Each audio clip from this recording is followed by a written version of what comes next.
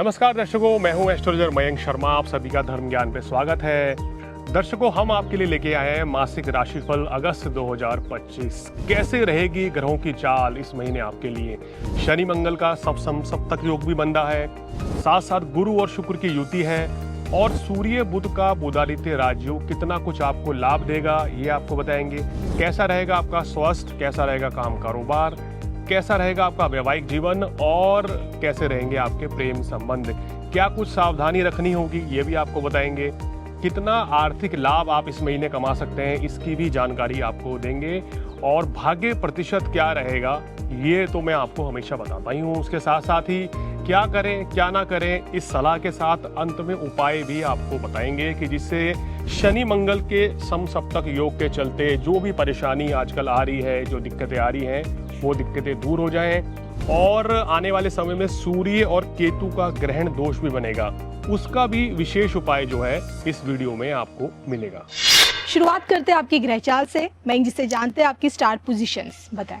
देखिए, तुला राशि की बात करें तो इस समय लगन भाव में चंद्रमा है। माह की शुरुआत में बहुत अच्छा है।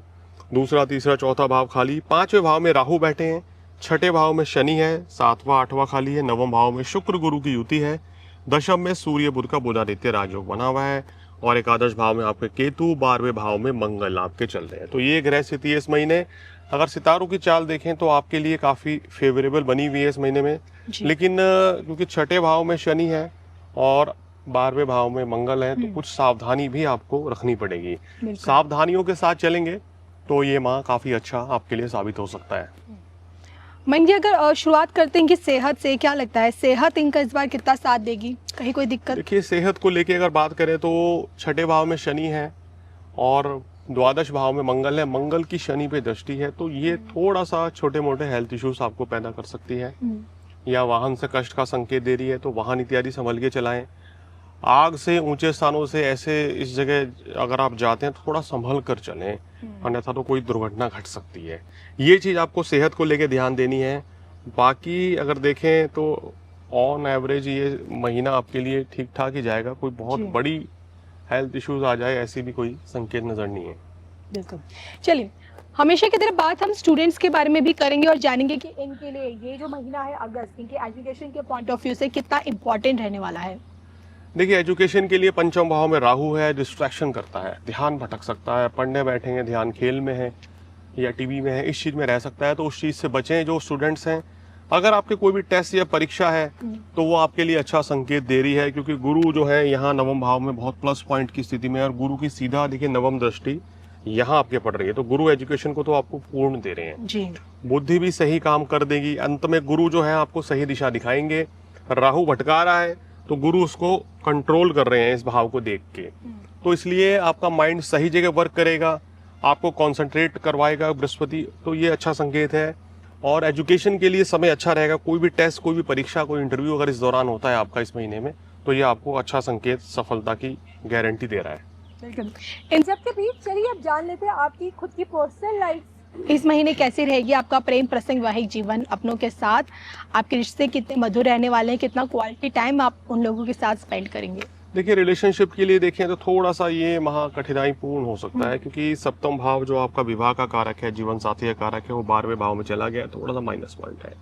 क्या होगा यहाँ पे कि जीवन साथी से कोई ना कोई वाद विवाद, मनमुटाव की स्थिति यहाँ मंगल पैदा करता है, मांगलिक दोष का निर्माण कर रहा है यहाँ पर, तो ये अच्छा नहीं है।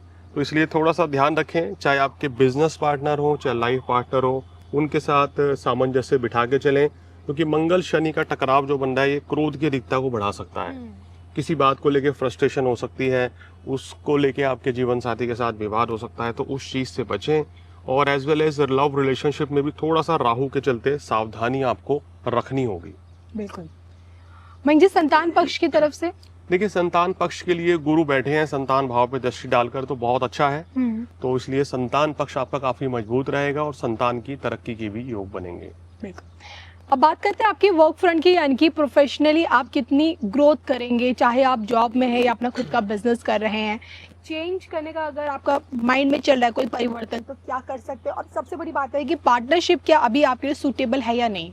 देखिए, वर्क प्रोफाइल की बात करें, प्रोफेशन जॉब की बात करें, तो ये समय सबसे अच्छा है। क्योंकि आप ये समझिए कि दशम भाव में बुधादित्य राजयोग है, ये बड़ा जबरदस्त एक प्लस पॉइंट बना हुआ है इनके लिए। जी।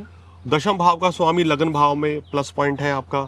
और भाग्य स्थान में देखिए आप कितना जबरदस्त ये राजयोग बंदा है कि नवम भाव का स्वामी दशम भाव में है और दशम भाव का स्वामी लगन भाव में है, तो ये जबरदस्त राजयोग है। और लगन का स्वामी जो है वो आपके नवम भाव में बैठा है, जी। तो बड़ा जबरदस्त ये परिवर्तन हो रहा है। ये हमारे सुख और सौभाग्य को बढ़ाता है, राजयोग दे रहा है इसमें, तो काम कारोबार के लिए बहुत अच्छा समय है। तरक्की की उड़ान देगा। तरक्की की उड़ान देगा। दशम में सूर्य होते हैं तो उस महीने वैसे भी आपको प्रोग्रेस मिलती है, बिजनेस अच्छा चलता है और आपका नौकरी भी चेंज हो सकती है अगर आप करना चाहते हैं।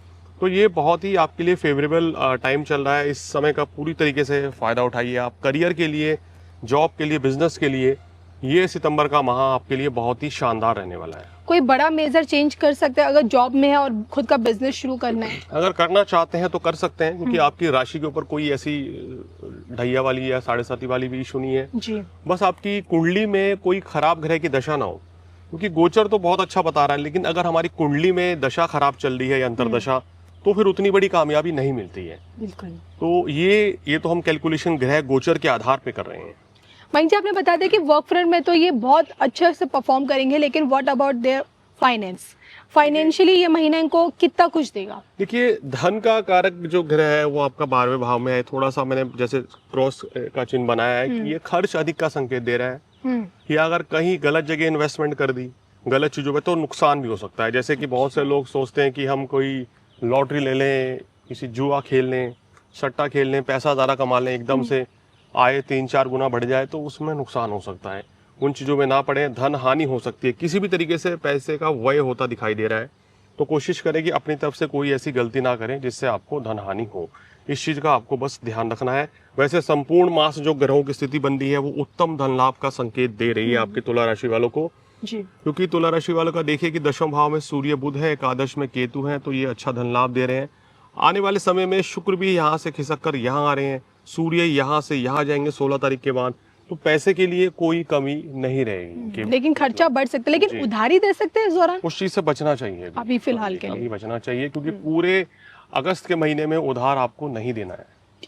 मयंक जी, ओवरऑल स्टार पोजीशंस को देखते हुए भाग्य प्रतिशत क्या कहते हैं इनका? देखिए, भाग्य प्रतिशत काफी अच्छा संकेत दे रहा है, क्योंकि भाग्येश जो है केंद्र में है दशम भाव में, और भाग्य स्थान में देखिए दो शुभ ग्रह हैं, तो ये सौभाग्यशाली योग बनता है। देखिए, लगन का स्वामी नवम भाव में है तो सौभाग्यशाली योग बनता है।